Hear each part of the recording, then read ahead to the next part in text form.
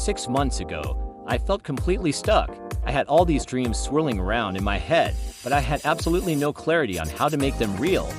It was like I was a car with a full tank of gas but no GPS.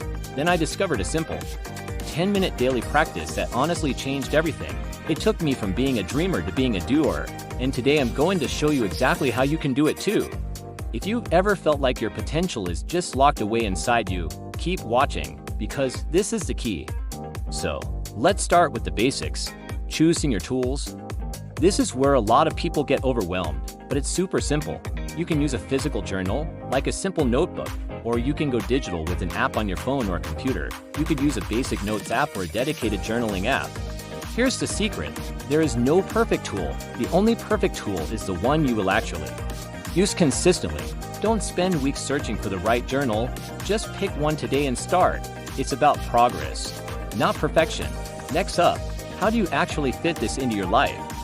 This is the I don't have time objection. And I totally get it.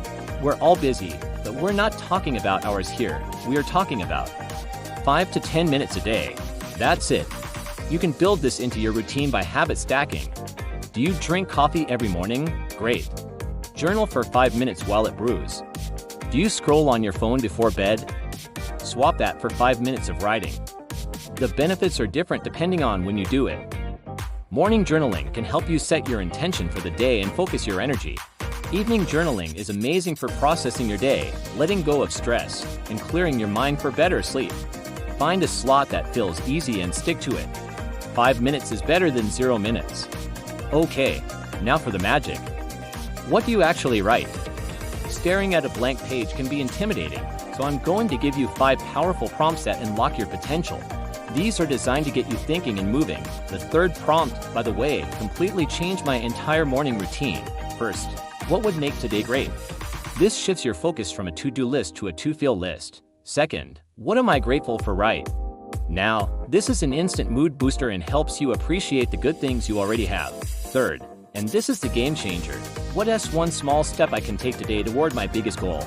This breaks down huge, scary dreams into manageable, daily actions. This is how dreamers become doers. Fourth, what limiting belief am I ready to release? This helps you identify the negative self-talk that's holding you back. And finally, fifth, how did I grow today? This trains you to look for progress, no matter how small. Just pick one of these each day and write. As you get more comfortable, you can start to explore different journaling styles. You don't have to stick to just answering prompts. One style is stream of consciousness, where you just write whatever comes to your mind without any filter or judgment. It's raw, it's messy, and it's incredibly therapeutic. Another popular method is bullet journaling, which is more structured and perfect for organizing tasks, tracking habits, and planning for your goals. It's great for people who love lists and organization. You could also do gratitude-focused entries, where your entire entry is just a list of things you're thankful for.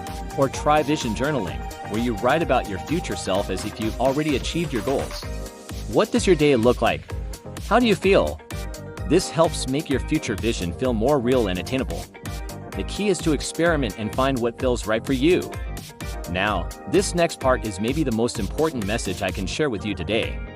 You have to embrace imperfection. I hear from so many people who say they quit journaling because their handwriting was messy, or they missed a day, or they didn't know what to write. Most people quit journaling because of this one mistake. They think it's a performance. Your journal is not for anyone else. It's not supposed to be pretty. It's a practice, not a masterpiece. Messy pages, spelling mistakes, skipped days, that means you're doing it right. It means you're showing up for yourself. Even when it's not perfect, your journal is a safe space for your raw and filtered thoughts. So give yourself permission to be messy. Finally, the real power of journaling comes not just from writing, but from reviewing. Once a week, maybe on a Sunday, take 10 minutes to read back over your entries from the past week. This is where you'll start to see patterns. You might notice what consistently drains your energy or what truly brings you joy. You'll see the small wins you forgot about, and you can celebrate them. This weekly review is also a chance to adjust your approach. Maybe one prompt isn't working for you, or you realize you prefer journaling in the evening. By reviewing and reflecting, you turn your journal from a simple diary into a powerful tool for self-awareness and growth. It's like having a weekly check-in with your wisest self. You now have the complete framework to turn journaling into a life-changing habit. It's not about adding another chore to your list. It's about carving out a few sacred minutes for yourself to gain clarity and build momentum. So here's my challenge to you. Start tonight or tomorrow morning. Just pick one of those prompts and write for 5 minutes.